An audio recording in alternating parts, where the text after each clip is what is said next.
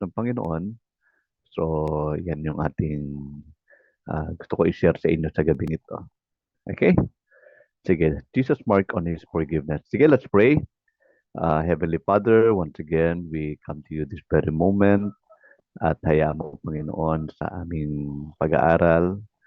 Hayaan mo na ikaw ang siyang patuloy na manguna sa amin sa pamagitan ng Banal na Espiritu.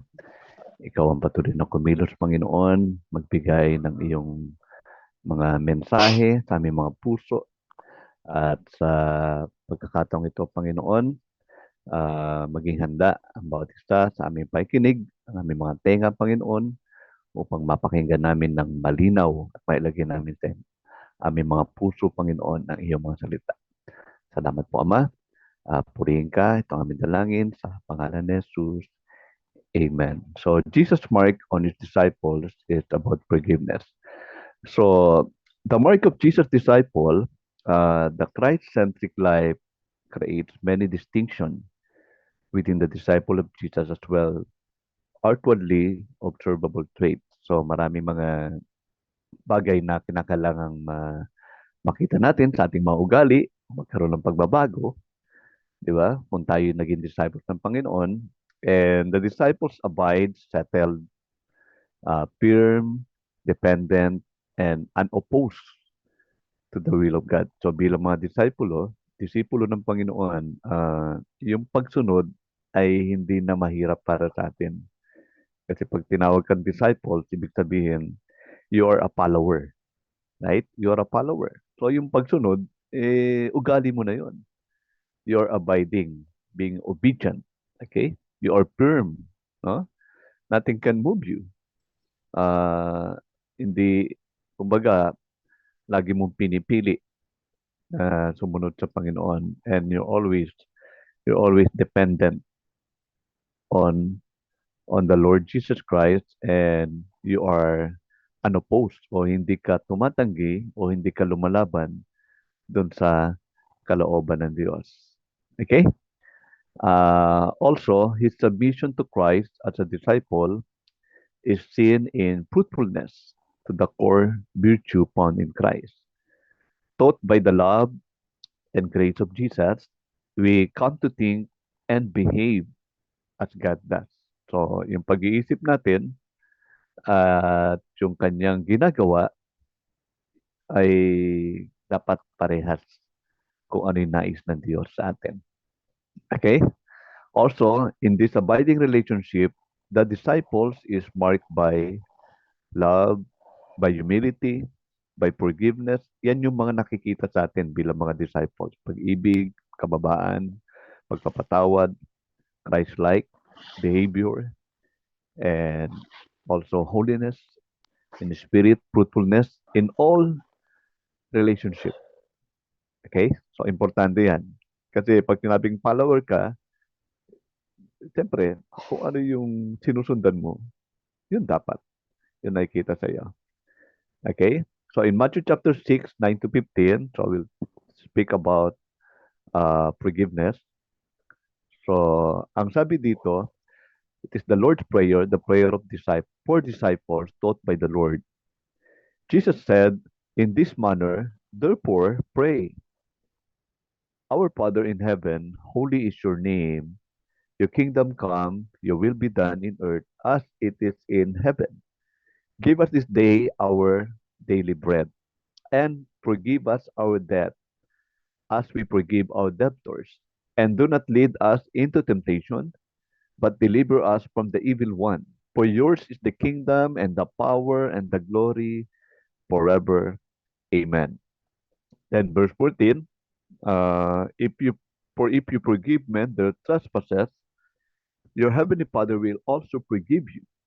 But if you do not forgive men their trespasses, neither will your Father forgive your trespasses. So nakita natin dito, the Lord is teaching about prayer. Tapos binigyan niya ng diin yung patawarin mo kami sa aming pagkakasala gaya ng pagpapatawad namin sa nagkakasala sa amin. Tapos pagdating sa verse 14, lalong binigyan ng diin ng Panginoon about giving forgiveness. In verse 14, for if you forgive men the trespasses, your heavenly Father will also forgive you. So, it means, parang nasa kamay na natin yung pagpapatawad sa atin ng Ama kung marunong tayo magpatawad sa ating kapwa. So, in verse 15, but if you do not forgive men in their trespasses, neither will your Father forgive your trespasses. So, nakasalalay by these verses, yung pagpapatawad ng Ama sa atin is kung ano yung pagpapatawad natin sa ating kapwa na nagkasala sa atin. Okay? So, malinaw, no? Malinaw yung verse na yan. And uh, as a disciple of Jesus, the forgiven forgive. So, bilang mga disipulo ng Panginoon, ang pinatawad ay nagpapatawad. So, the forgiven forgive. So, this mark you as Jesus' disciple. So, isa ito sa mga tanda o mga karakter ng pagiging disciples ng Panginoon. So, the forgiveness that set you free is passed on to those you hold in a prison of offense. So, this action becomes a witness of God's grace to those still harboring unforgiveness in their heart. So, yung pagpapatawad, yan din ay nagpapalaya uh, para doon sa tinatawag nating prison of offense o yung lagi kang nakakasakit o lagi ka nasasaktan, di ba? At yung action na to ay ito rin yung witness o yung pagpapahayag ng Diyos sa kanyang biyaya sa mga taong sa mga tao, to those harboring unforgiveness in the heart. Okay? So, yung definition ng forgiveness and pardon, just look at the dictionary definition, and this is very important to the disciples of Jesus. Once you say forgiveness, so ang ibig sabihin niyan, to grant relief of a debt. Papalayain mo, uh, papawalang sala yung pagkakautang sa iyo. Or we call it a pardon, to give up resentment. O pardon, release from the consequence of an offense, crime, to forgo exacting a penalty for a crime. Pag sinabing pardon, kung ano yung parusa na dapat sa kanya, ay hindi mo na igagawad. So that is what we call pardon. I-release mo siya sa lahat ng consequence of an offense. Okay? So, yun daw ibig sabihin ng pagpapawalang sala. Kahayaan mo siya kung ano man yung nakapataw na parusa ay hindi mo na ipapataw. Okay? Ang forgiveness naman, pagpapalaya or call it a pardon. To give up resentment na hindi mo na sisingilin kung ano yung pagkakautang niya. Okay? So, that's a biblical definition as seen in the gospel of Christ Jesus, forgiveness.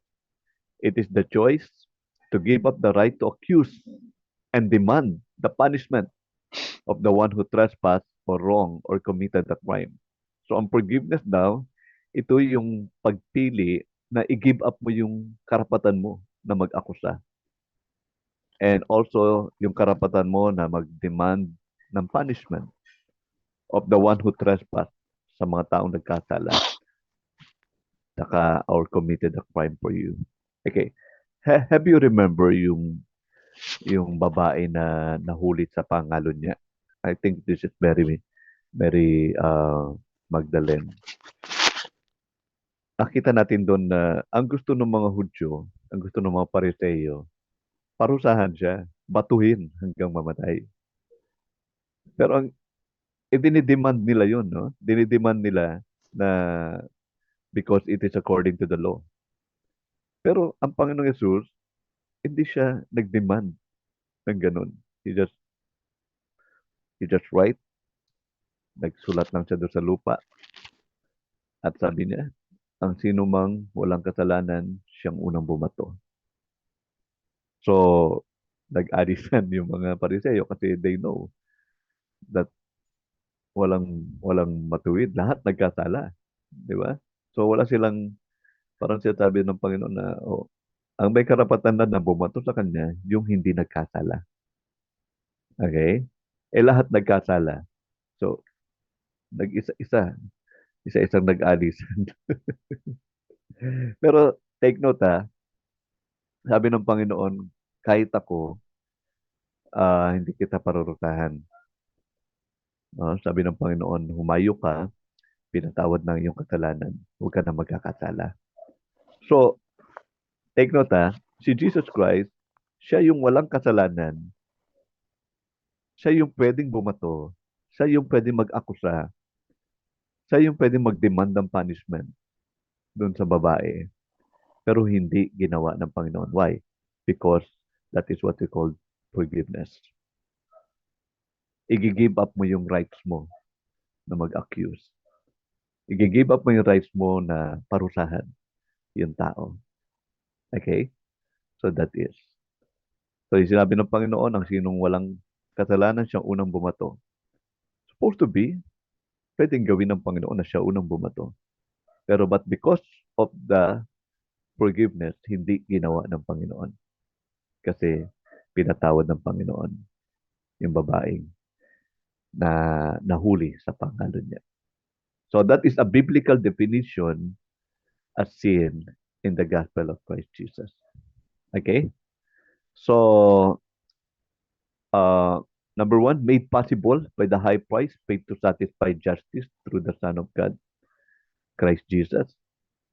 Yung forgiveness, naging posible kasi binayaran. Sa atin, naging possible ang forgiveness kasi binayaran ng Panginoong Yesus. Okay? At hindi lang basta murang bayad, mahal na bayad because yung life niya, yung buhay niya ang pinambayad. Pangalawa, it made effective by repentance from sin and faith toward God. So, naging effective yung forgiveness na yon. Kaya sabi ng Panginoon sa babae, humayo ka, pinatawad ka na, at huwag ka na uling magkakasala. So that is true repentance. Hindi mo na babalikan yung kasalanan mo. At manampalataya ka na pinatawad ka ng Panginoon. Naniwala siya sa sinabi ni Jesus. So, yan yung faith. That is, naniwala siya na pinatawad na siya. Romans chapter 3, 19 to 26. Pakibasa na sa Tagalog. Sinong pwede magbasa? Romans 3, 19 to 26.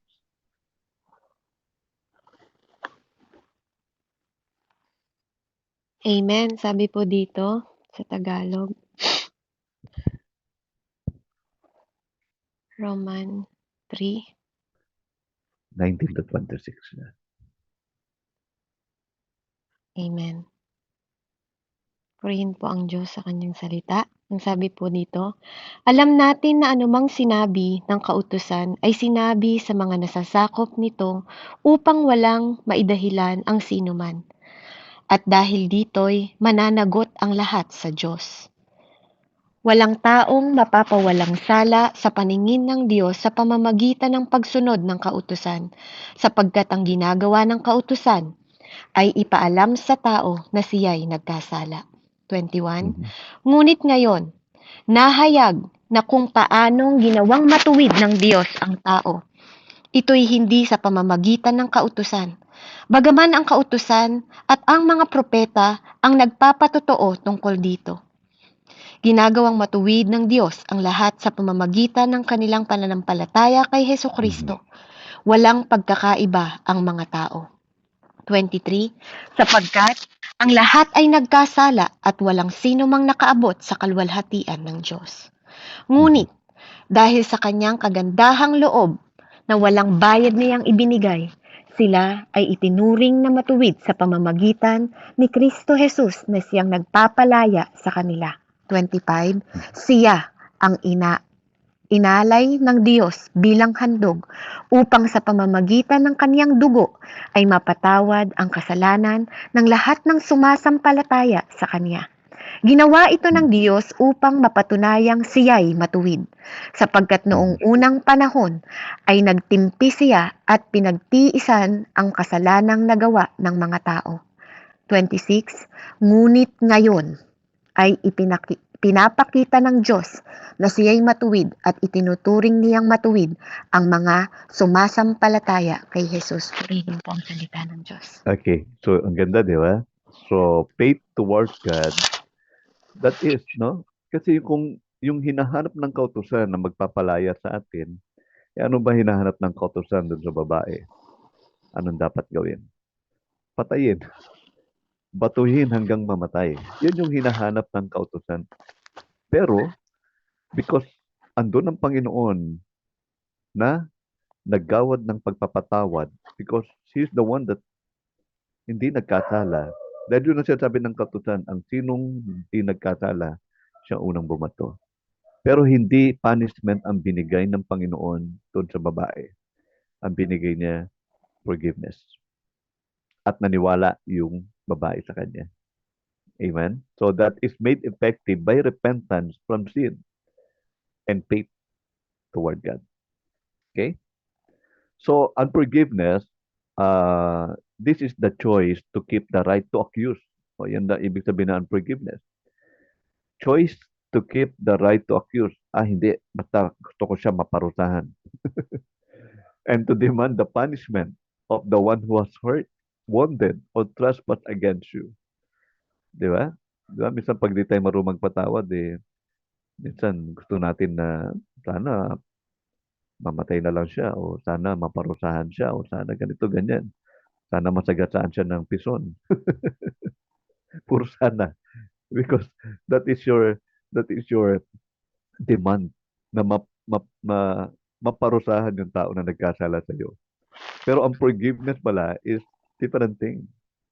Ang forgiveness is you give up your right to accuse and to demand the punishment. Okay? That is forgiveness. Hahayaan mo. Hindi mo na gugustuhin na maparusahan pa siya. And that is the forgiveness na tinuturo sa atin ng Biblia. Tayo kasi forgive and forget. Sabi natin na patatawarin ko siya pero hindi ko malilimutan yung kanyang ginawa. hindi rin pala biblical yun. Ang biblical, when you forgive, you give up the choice to keep the right, to keep up your right. Give up your right. No? Ginigive up mo yung karapatan mo. At ginigive up mo yung karapatan mo na mag-akusa at mangyari sa kanya yung punishment na gusto mo. Okay? O gusto ng kautusan, whatever it is. You are giving it up. Hinahayaan mo na lang. Okay?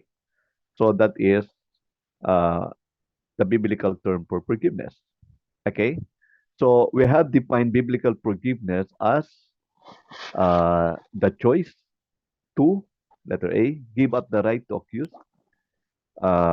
Also forgiveness, biblical forgiveness is, letter B, the demand, the punishment of the one who has transgressed against us. Sabi sa prayer ng Panginoon na tinuro sa mga disipulo, and forgive us our debts as we forgive our debtors. Our full forgiveness is put back into our own hands. Take note yung pagpapatawad ng Ama ay binabalik niya sa atin ayon sa pagpapatawad natin sa mga nagkakasala sa atin. Okay. So, yung parable of the forgiving servant, so titingnan natin to. This parable is a model, our Father's action in forgiveness, and the Father's expectation for His disciples as a result of our forgiveness. So, pag nagpatawad tayo, may expectation ng Ama sa atin. Okay? So, tingnan natin. The forgiven, forgive. So, I think ito yung ating pamagat. The forgiven, forgive. Ang pinatawad, nagpapatawad. So this truly mark us his disciple. So if you want to know the rules and how to get your own way, you have to study the law. Kung gusto mo malaman yung mga batas at yung mga penalty, whatever is it, you have to study the law. But if you want to know the heart of God and enjoy intimacy with Him, you have to study the parables. So, parables ulit tayo, no? O talagang gusto ko talaga mag-share o mag-aral ng parables ng talinhaga Kasi ito yung paraan ni Jesus ng pagtuturo sa kanyang mga disipulo. Yung pagkikwento ng ah, mga istoryang makalupa pero may makalangit na kahulugan. Yan. Okay? So, one day, the disciples wanted a direct answer from Jesus and a solid number for how many times they should forgive a brother. So, they wanted a law. Gusto nila ano ba nakasulat sa kautusan? Diba? So, minsan yung mga disipulo niya, nagtanong sa Panginoon. Solid number ang hinahanap nila, no? Solid number for how many times they should forgive a brother. Then they wanted a law, a number, and did not ask for a story. So gusto nila ilan, pero hindi sila mahanap ng storya, no? Ng kwento. But a story, what they got. Pero yung parable, yung talinhaga, yun naman ang sinabi ng Panginoon sa kanila. Why? Because Jesus wants to you have and understand His heart. Kasi pag naiintindihan mo yung parabola, naiintindihan mo yung puso ng Panginoon. Di ba? So, ilang parabola na yung naituro ko sa inyo, even sa Prayer Warrior, I share about parables. Because when you share about parables, you are talking about the kingdom. Right? Kasi laging ang subject ng isang talinhaga is about the kingdom of God. So, because Jesus wants you to have understand His heart. So that way, if you love Him, obedience will be from the heart. So kung mahal natin ang Panginoon, laging nagsisimula sa puso. Okay? Laging ang pagsunod galing sa puso. Ang pagbibigay galing sa puso. Ang pagpapatawad galing sa puso. Yung paggawa mo ng mabuti galing sa puso. Lagi doon. Kung talagang mahal mo ang Panginoon. It comes from the heart. Okay? So let's read this. Pakibasa na lang sa Tagalog. Matthew 18:21 to 35. Sister Beverly, Matthew 18, Tay. 21 to 35. Dire-diretso lang yung basa na, huwag mo nang banggitin yung Verse verse. po. Apa. Sige. Matthew 18:21 to 35. Purihin po ang Diyos. 21. Amen.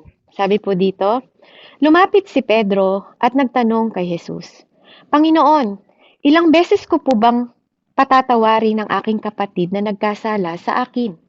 7 beses po ba?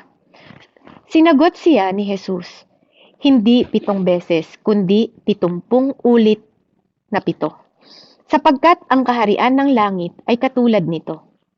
Ipinasya ng isang hari na hingan ng ulat ang kanyang mga alipin tungkol sa kanilang mga utang. Nang simulan niyang magkwenta, dinala sa kanya ang isang lingkod na may utang na milyon-milyong piso. Dahil sa siya'y walang maibayad, inuutos ng hari na ipagbili siya, pati ang kanyang asawa, mga anak at lahat ng kanyang ari-arian upang siya'y makabayad. Lumuhod ang lingkod sa harapan ng hari at nagmakaawa. Bigyan pa po ninyo ako ng panahon at babayaran ko sa inyo ang lahat. Naawa sa kanya ang hari, kaya't pinatawad siya sa kanyang pagkakautang at pinalaya.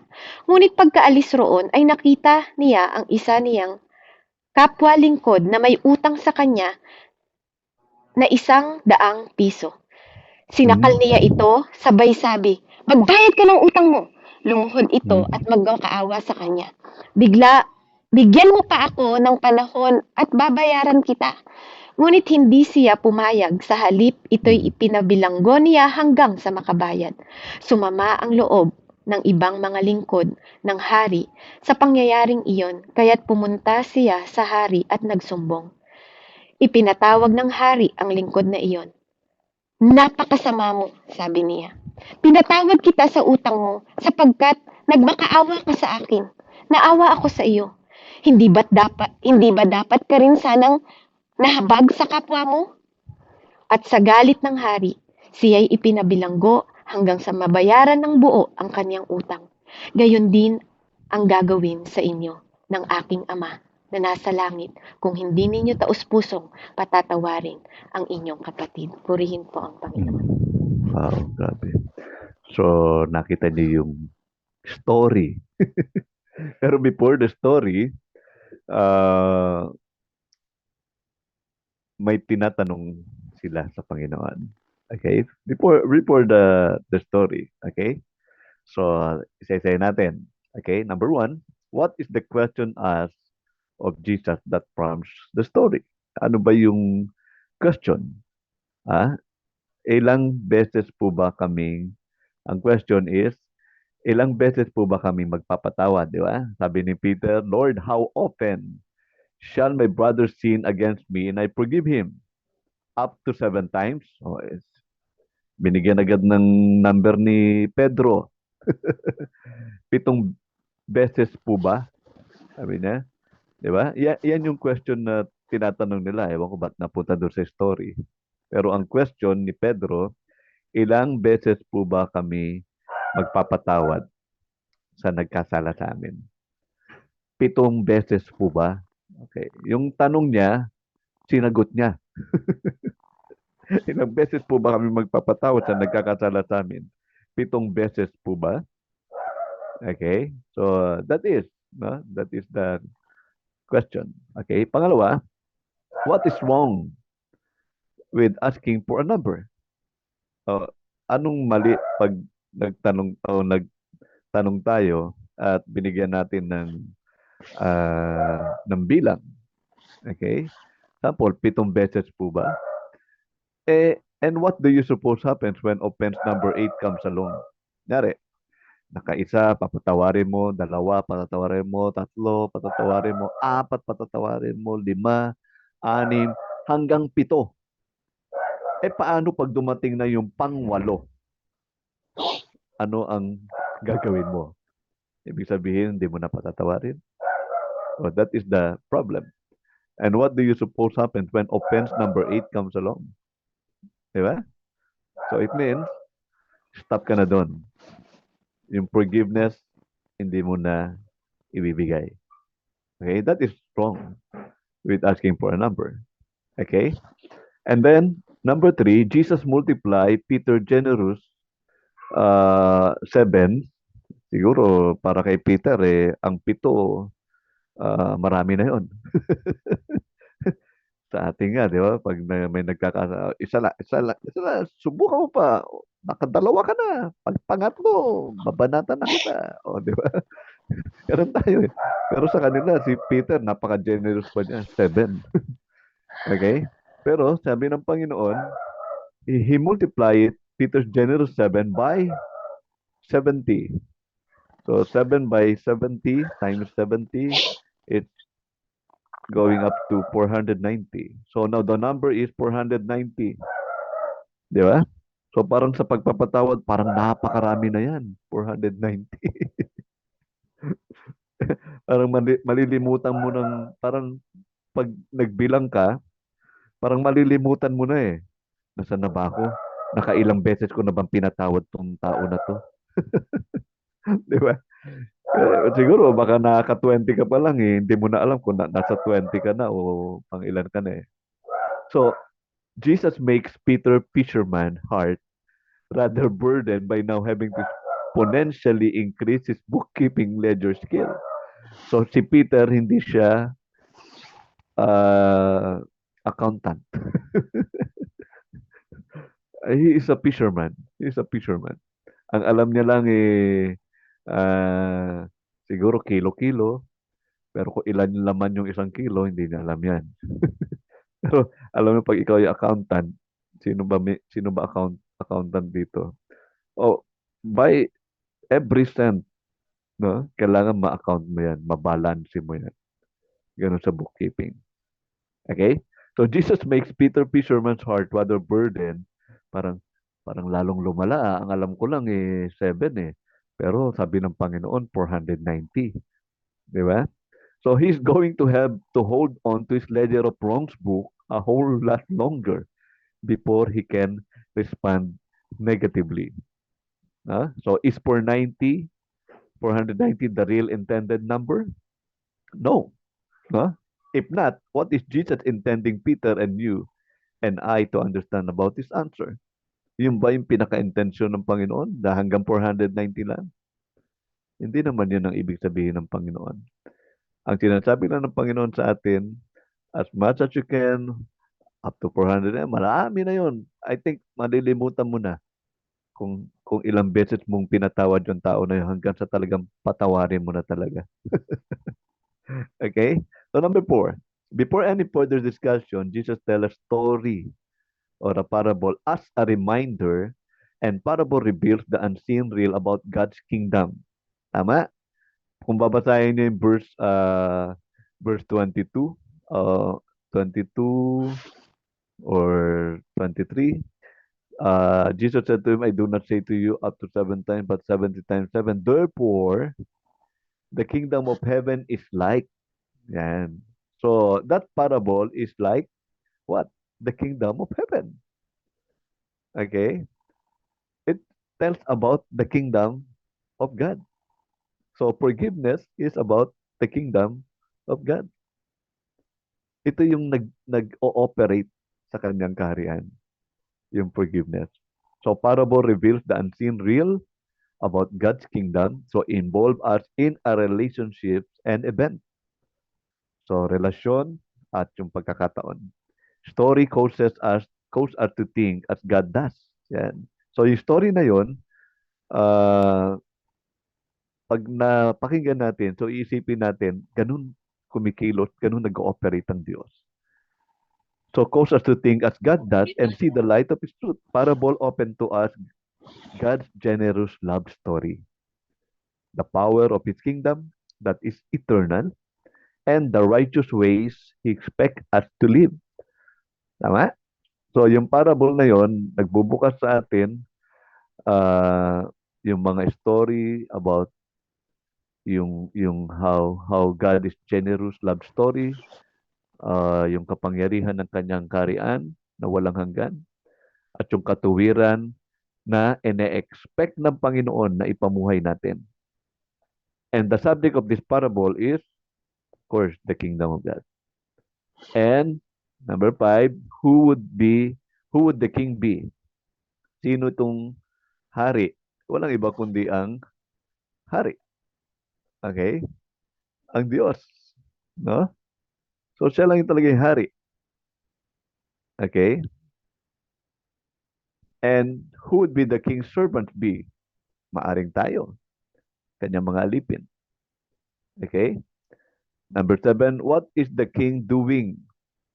What is the king doing? Ang ginawa ng hari, pinatawag niya ang kanyang mga alipin na merong utang sa kanya. Okay? Ibig sabihin, tama yung sinasabi ng Biblia, lahat tayo ay magbibigay sulit sa Diyos. Sabi sa Ecclesiastes chapter 13 at chapter 12, wala palang 13 ng Ecclesiastes. Ecclesiastes chapter 12, yung mga last verses, basahin niyo mabuti. Makita mo ba, Sister Beverly? Ecclesiastes o ano ba sa ano yan? Sa Tagalog na Ecclesiastes? Mga ngaral. Mga ngaral. Chapter 12, verse 12 and 13. 13 tay? Basahin mo siguro, unahin mo sa verse 12. Sa 12 po. Amen. Sabi niya po dito, Anak ko, mag-ingat ka sa mga bagay na wala rito.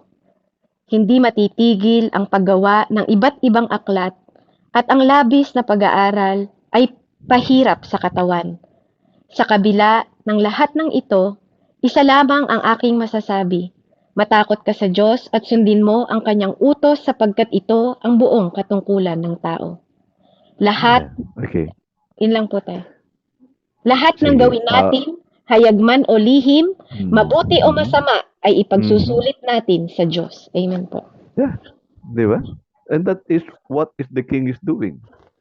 Darating yung time, maaring hindi ngayon, but the time will come that we will give account of ourselves to God. Lahat tayo magbibigay sulit sa harapan ng hari.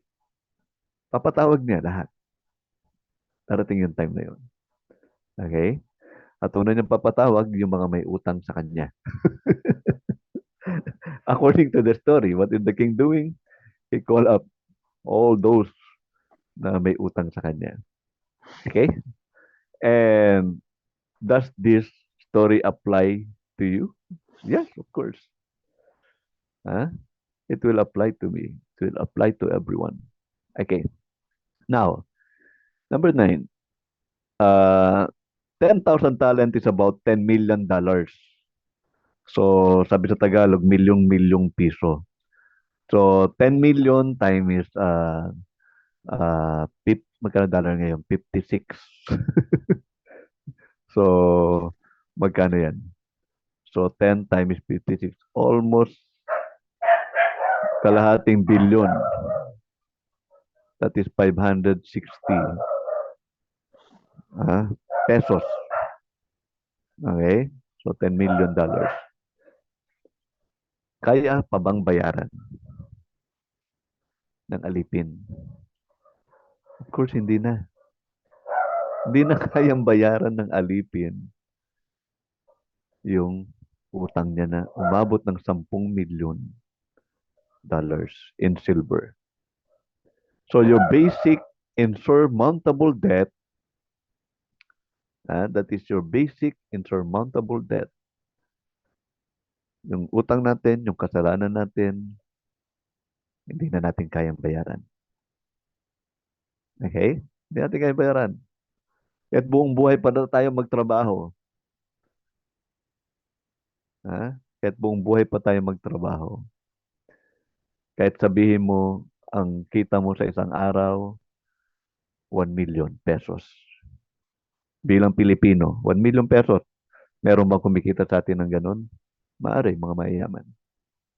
Pero tayo, bilang mga alipin, kahit 1 million pesos per day sa buong buhay mo, you cannot make $10 million. Multiply mo pa yan sa 56. And what is the spiritual meaning of this debt? So, spiritual meaning, you cannot pay it. Amen? You cannot pay it. You are not able to pay it. Okay? Number 10. His Lord commands that he be sold into slavery. So, ang sabi nung hari, ano sabi nung hari? Tingnan nyo. Ang sabi nung hari,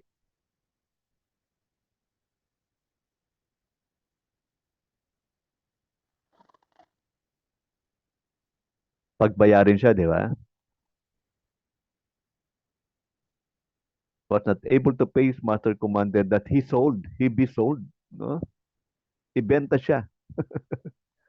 So, yan yung sabi ng hari. Ibenta siya. Ang asawa niya, ibenta rin.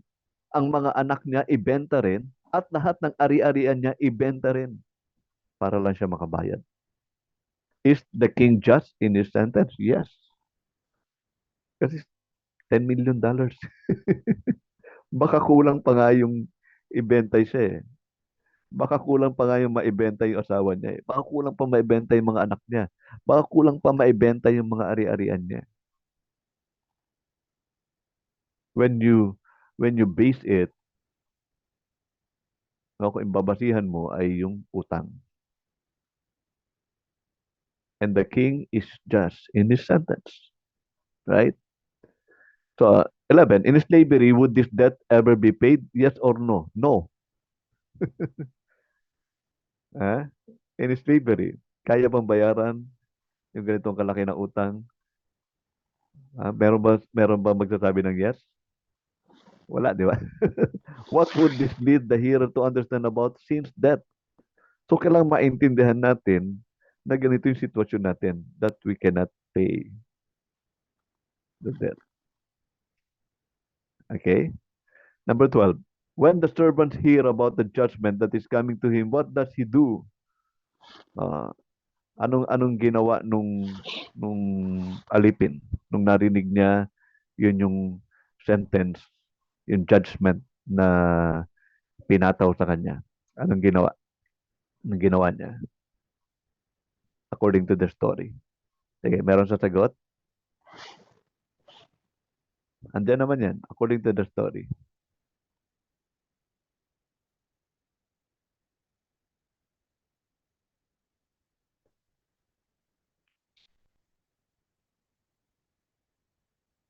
Okay? Anong ginawa nung alipin? May sasagot po ba?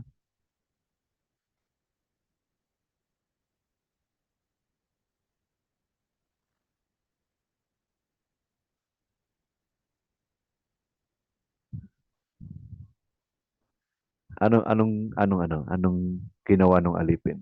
According to the story na binasa natin. Pinabilanggo lang po siya, pastor, nang hanggang walang, dahil hindi siya makabayad, hanggang sa wala siya. Hindi. Yung pinatawad mo na, yung pinatawad. Yung Anong pinatawad. ginawa nung alipin? 'Di ba? Ang sabi diyan, nung narinig niya, ah verse 25. But as he was not able to pay, sige, pakibasa na, verse 25. Dahil siya walang may bayad, inutos ng hari Mhm. na ipagbili siya, pati ang kanyang asawa, mga anak, at lahat ng kanyang ari-arian upang siya'y makabayad. Okay. Para siya makabayad, so kailangan. Pero, ang ginawa ng alipin, verse 26. Lumuhod ang lingkod sa harapan ng hari Lumuhod, at nagmakaawa. Bigyan pa po ako nagmakaawa, ng panahon at babayaran ko sa inyo ang lahat. okay. At nagmakaawa at nakiusap. 'Di ba? Lumuhod, nagmakaawa, at humingi ng panahon para mabayaran niya. Okay? Para mabayaran niya. Sabi niya, bigyan mo pa ako ng panahon. Di ba? Pero, do you think enough yung kanyang time para bayaran niya yung ganong kalaking halaga? Di ba hindi? That's not enough. Hindi niya kayang bayaran yung ganong halaga. Okay? Then, what effect does this have on the king? Anong epekto sa hari? Wa-effect ba yung ginawa niya? Naawa po. No. Naawa. Verse 27. What sabi diyan, then the master of the servant or the king was moved with compassion. Di ba? He released him and forgave him the debt. So that is 100% release. No? Hindi sinabi nung hari na, o sige, kalahati patatawarin ko. Hindi. O sige, bayaran mo na lang imbis na $10 million, $1 million na lang. Hindi. It was 100% release. Then the master or the king was moved with compassion, naawa at pinatawad siya. Di ba? At pinalaya siya. Ibig sabihin, yung dapat na parusa, ano yung parusa? Ibenta siya, ibenta yung asawa niya, ibenta yung mga anak niya, ibenta lahat ng ari-arian. Yan yung parusa para makabayad siya. Hindi na ipinataw ng hari sa kanya. Tama? He was released and forgave him the debt. Sabi sa verse 27. So what does the forgiven man do when he find the man who owed him $10? So ito naman. So siya naman. Siya naman ang dapat kailangan magpatawad. Kasi kung paano siya pinatawad ng ama o ng hari, dapat ganun din ang mag-reflect sa kanya. Okay. So what does the forgiven man, this what we call forgiven man, anong ginawa ng pinatawad sa taong nakita niya na may utang din sa kanya? Okay, anong ginawa? Pinatawad niya ba? Sinakal Verse niya po. 28. Hindi niya po pinatawad, pinakulong. Hindi Sabi Oo, niya niya di po, ba? pinatawad, pinakulong. Oh, sinakal pa, pinakulong, Pastor. sinakal, no? He took him by the throat, pinakulong, di ba? Okay. So, what effect does this have in the kingdom? Anong epekto naman ito sa kaharian? Di ba? Parang negative. Pinatawad Nagalit yung pero ayaw hari. magpatawad. Nakiusap yung pinagkautangan, hindi niya pinagbigyan. Di ba? Kung ano yung pakiusap niya doon sa hari, ganun din yung pakiusap nung nagkautang sa kanya. Napansin niyo ba yon? In verse 29. Verse 29. Amen. Nakpakibasa. Sabi niya Verse po, 29. lumuhod ito at Lumuhod. nagmakaawa Di ba sa lumuhod kanya. din yun, ano? Opo. Tama? Sige, lumuhod ito. Bigyan mo pa ako ng panahon at babayaran Oo. kita. Di ba parehas ng ginawa niya dun sa hari, sa harapan ng Amen. hari? Lumuhod ito, nagmakaawa at sinabi niya, bigyan mo pa ako ng panahon para babayaran kita. Parehas ng sinabi nung nagkautang sa kanya kung ano yung ginawa niya sa harapan ng hari. Pero ang magkaiba lang, yung hari, he was moved with compassion, naawa, pinalaya siya, 100% pinatawad siya. Pero siya, na pinatawad, na alipin, at nasalubong na yung may utang sa kanya ng $10. How much is $10? 560 pesos. Hindi niya kayang patawarin. Ganon din ang ginawa. Humingi ng tawad, nagmakaawa, at sinabi, bigyan mo pa ako ng konting panahon, babayaran kita. Pero hindi niya ginawa na patawarin. Sinakal niya, pinakulong niya hanggang sa makabayad. Di ba? Saklap naman, di ba? Sa halagang 10 dolyar, sa halagang 500 pesos. Okay? So when the king hears about this, what does he now call this servant? Ah? Nung na nung na narinig niya, anong tawag niya sa servant? In verse 22. Then, pakibasa na, verse 22. Ipinatawag ng hari ang lingkod na iyon. Napakasama mo, sabi niya. Napakasama. Yun ang tawag niya. He called now the servant, this servant, napakasama. You're wicked. Di ba?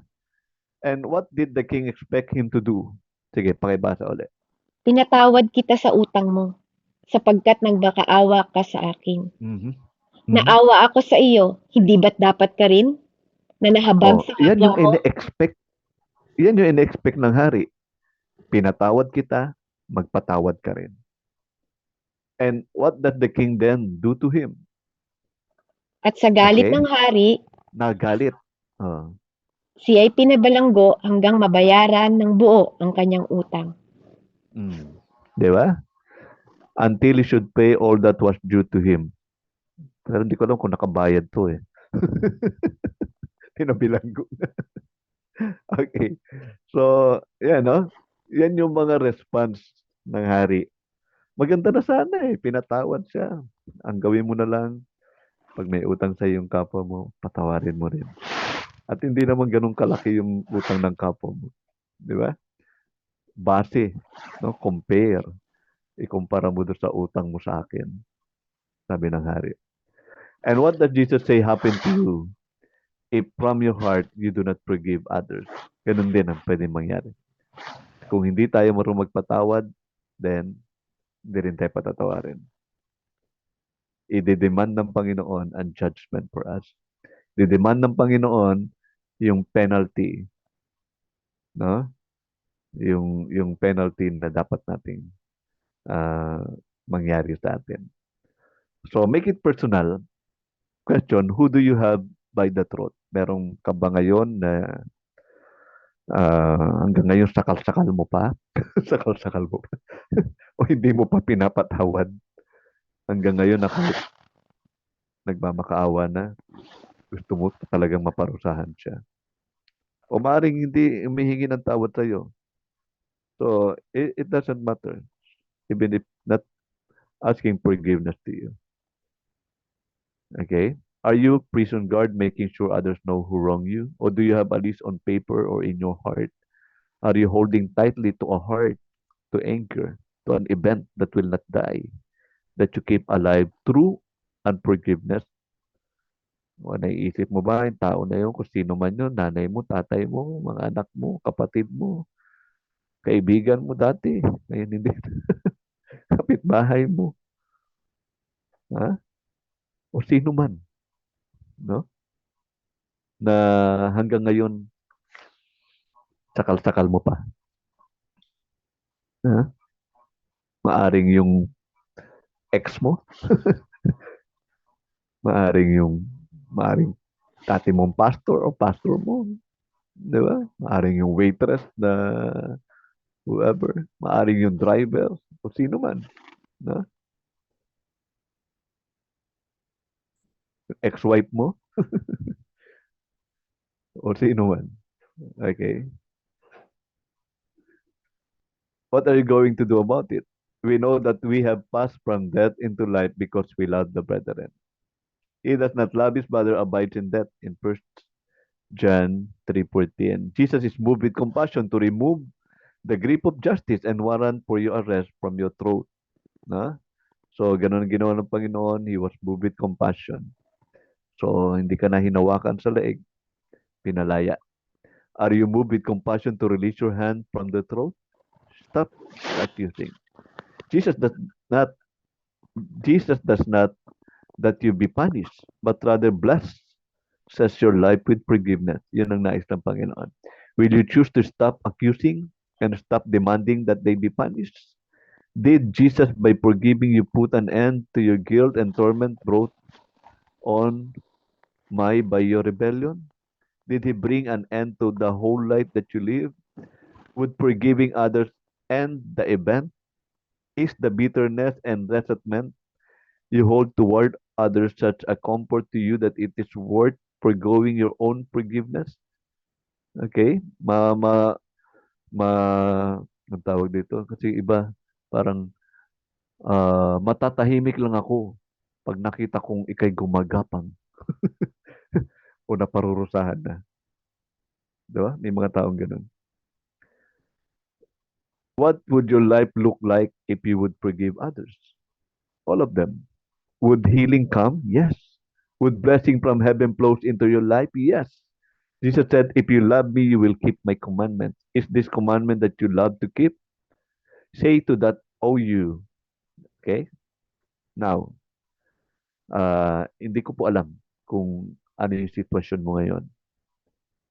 But, kahit sa simpleng pagsasabi ng ganito, go in peace, I forgive you because the Father has forgiven me. Do not let the magnificent gift of forgiveness slip through your finger as you hold someone by the throat. Huwag mong hayaang makawala ang pagpapatawad dahil nakahawak ang kamay mo sa leeg na nagkasala sa iyo. So, this is, as a disciple of Jesus, the forgiven forgive. Forgiving others is a trademark of being a disciple of Christ Jesus. Sige, let us pray. Lord, salamat sa mensahe sa gabing ito about the mark of a true disciple. It's about forgiveness. The forgiven forgives. Ikaw ang nagsabi sa amin, Panginoon, na kung hindi namin patatawarin nagkasala sa amin, ay hindi rin namin matatanggap ang pagpapatawad, Panginoon, ang kapatawaran na mula sa iyo. So may these parables be a lesson for us na lagi naming maalala every time na dumarating kami sa punto na ayaw namin magpatawad, Panginoon. Kung paano mo kami ni-release, kung paano mo kami pinatawad, 100% ay gain din ang aming gawin because that is what you are expecting to us to do into your kingdom. Thank you, Heavenly Father. This is our prayer. In the mighty name of Yeshua, our Savior. Amen. Amen. Thank you, Nak. Back to you.